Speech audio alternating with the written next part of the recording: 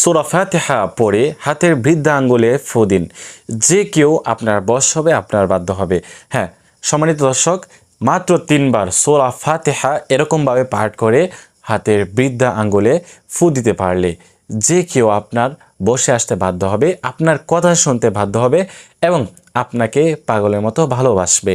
তো সম্মানিত দর্শক, যদি আপনার অবাধ্য ব্যক্তিকে বাধ্য করতে চান, অবাধ্য ব্যক্তি যে আপনার কথা শোনে না, আপনার কথা মতো চলে না এবং আপনাকে ভালোবাসে না, আপনাকে দেখতে পারে না, তো এরকম ব্যক্তিকে আপনি বসে আনতে পারবেন শুধুমাত্র এই যে সূরাতুল ফাতিহা এই সূরাটির মাধ্যমে। তো সেই জন্য আপনাদেরকে কি করতে হবে? সহিহ শুদ্ধভাবে এই আমলটি করতে হবে। তো আমি এই আমলটি আপনাদেরকে আজকে খুব সহজে শেখাবো, যাতে করে আপনারা সকলেই এই আমলটি করতে পারেন এবং কিভাবে করলে আপনাদের কাজ হবে সেটিও ইনশাআল্লাহ শিখিয়ে দিব। আপনারা ধৈর্য সহকারে এই ভিডিওটি সম্পূর্ণ দেখার চেষ্টা করবেন। সম্মানিত দিনী ভাই বোনেরা, যারা এই চ্যানেলে নতুন আসছেন, এখনও পর্যন্ত চ্যানেলটি সাবস্ক্রাইব করেন নাই, অবশ্যই এই চ্যানেলটি সাবস্ক্রাইব করে পাশে থাকবেন।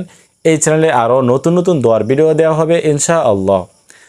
সম্মানিত দিনী ভাই বোনেরা, আজকে আমি যে বিষয়টি নিয়ে আলোচনা করব সেটি হচ্ছে সূরা ফাতিহার মাধ্যমে আপনি যে কাউকে বসে আনতে পারবেন, আপনার কথা শোনাতে পারবেন এবং আপনার প্রতি আকৃষ্ট করতে পারবেন।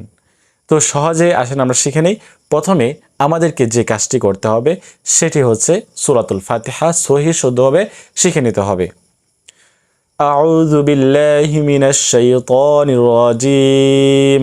বিসমিল্লাহির রহমানির রহিম। আলহামদুলিল্লাহি রাব্বিল আলামিন।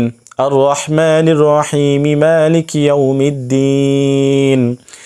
إياك نعبد وإياك نستعين اهدنا الصراط المستقيم صراط الذين أنعمت عليهم غير المغضوب عليهم ولا الضالين।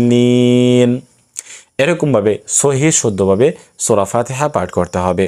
আসেন এখন আমরা শিখে নেই যে আমলটি কিভাবে করব, কখন করব।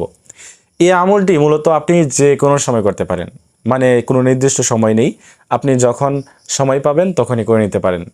তো এই জন্য আপনাকে কি করতে হবে? পবিত্রতা অর্জন করতে হবে এবং পবিত্র স্থানে বসে আমলটি করতে হবে।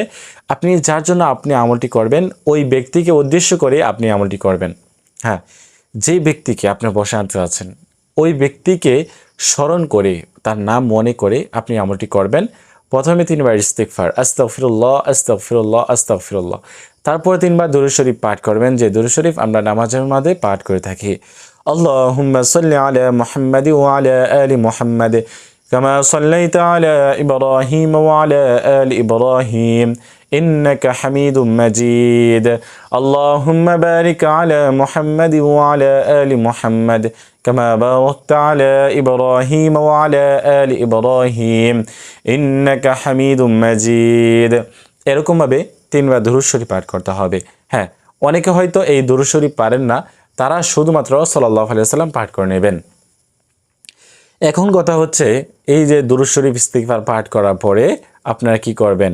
এই যে হাতের বৃদ্ধা আঙ্গুলটা রয়েছে, ঠিক আছে, এই বৃদ্ধা আঙ্গুলে কিন্তু আপনাদেরকে এই আমলটি করতে হবে। সেজন্য এই বৃদ্ধা আঙ্গুলটি এভাবে ধরবেন, ঠিক আছে, এভাবে ধরবেন, ধরে তো তারপরে আপনাদেরকে তো বৃদ্ধা আঙ্গুলটি এভাবে রেখে, ঠিক আছে, এভাবে রাখবেন। রেখে প্রথমে আপনি সূরাতুল ফাতিহা একবার পাঠ করবেন আউযু বিল্লাহি বিসমিল্লাহির শহীদ, তারপরে আবার পাঠ করবেন, তারপরে আবার পাঠ করবেন, এরকমভাবে 3 বার পাঠ করতে হবে। পাঠ করে এখানে ফু দিতে হবে। তো এই হচ্ছে আমল। এখানে ফু দিয়ে আপনি ওই ব্যক্তির, যে ব্যক্তির জন্য আপনি আমলটি করেছেন এই ব্যক্তির নামটি পাঠ করে আপনি এখানে ফু দিতে পারেন। ফু দিয়ে আপনি শেষে 3 বার দুরূদ শরীফ পাঠ করে নেবেন।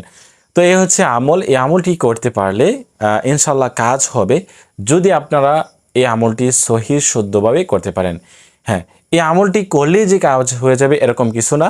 আপনি আল্লাহ তাআলার উপর বিশ্বাস রেখে এবং আপনি 5 ওয়াক্ত নামাজ আদায় করে পাশাপাশি আপনি আল্লাহ তাআলার কাছে দোয়া করতে হবে, তাহলেই কিন্তু হবে, অন্যথায় আপনার এটা দ্বারা কোনো কাজ হবে না। তো এই জন্য আপনারা আমলটি অবশ্যই শিখে জেনে করার চেষ্টা করবেন। আজকের মতো এই পর্যন্তই। আল্লাহ হাফেজ।